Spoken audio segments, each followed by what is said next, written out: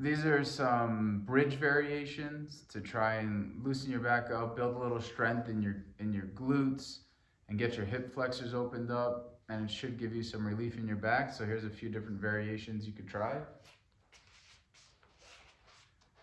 The first one is if you have a yoga block. I don't know if you have one. Maybe Dina has one, or you can order one. But this is a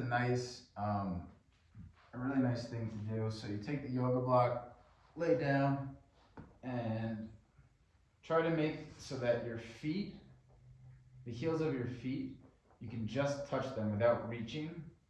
You want to be able to just touch them with your fingers, the heels of your feet, and about hips width distance apart, your legs. Take the block, push up through your feet, and then place that block like just below your lumbar, just slightly below it, and that should give you some nice relief and have your back kind of decompress. You can put it on the lowest setting like I have it here, or you can press up a little higher and put it on the medium height, and you can just hang out there 30 seconds a minute, whatever feels good. But that's like a nice, easy way to get some relief and get your back loosened up, get your hips opened up. So that's one option.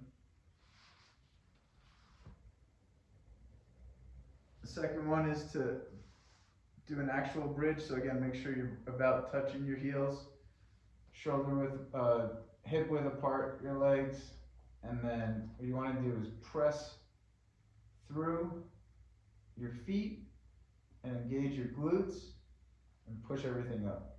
You can leave your arms like this. You can push them like this to give you added support. It's up to you, whatever feels good. And you want to come down, tuck your pelvis, push up, come down. Make sure you're keeping your pelvis tucked the whole time. So you don't want to be arching your back. You want you want it nice and tucked in and push forward.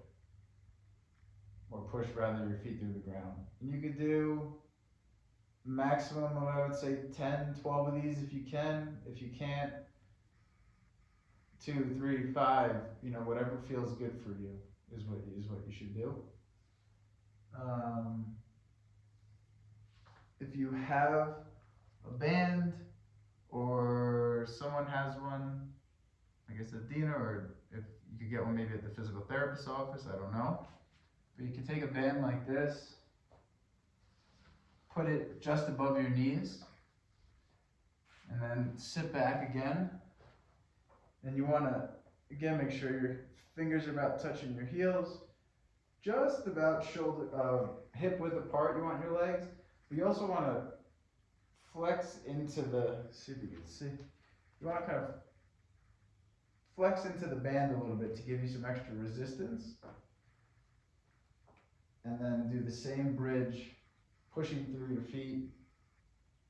And that'll just give you a little bit extra resistance. It actually, it makes it feel really nice. It might burn you out a little bit quicker, but it is a nice way to do a bridge, to get your glutes and everything involved, and also get kind of your quads and hip flexors more involved, which should take some relief off of everything that's bothering you right now. So that's another option, but it does require having a resistance band.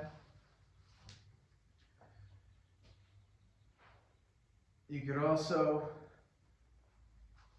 again, using the block, put it between your legs, either this way or this way.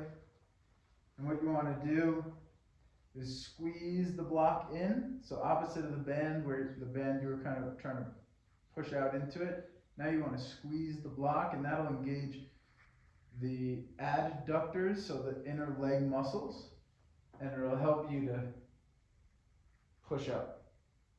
And again, it kind of takes the thought out of keeping your legs in a certain position, because you're just focused on squeezing the block. Kind of helps to engage everything.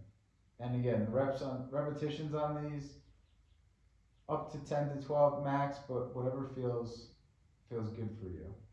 And you can put it this way if you want, but I think on the medium, that way is good.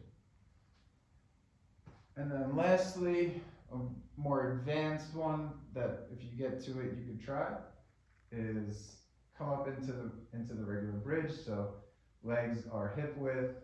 You're just about touching your heels of your feet. Push through the floor, and then this is called a modified marching bridge. So you want to just lift one leg and then put it down, and then lift the other leg and then put it down. And when you do that, you can put your hands on your pelvis.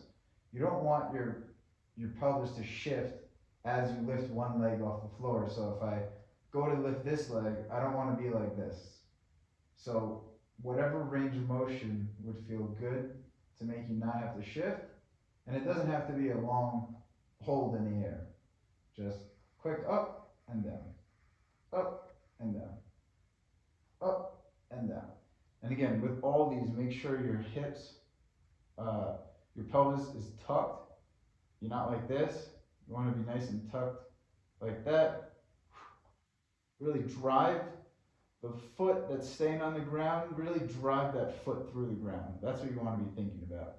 And you want to reset after every one. So you lift, reset. Make sure you're tucked, make sure you're driving through. Lift, reset, lift, and that's it.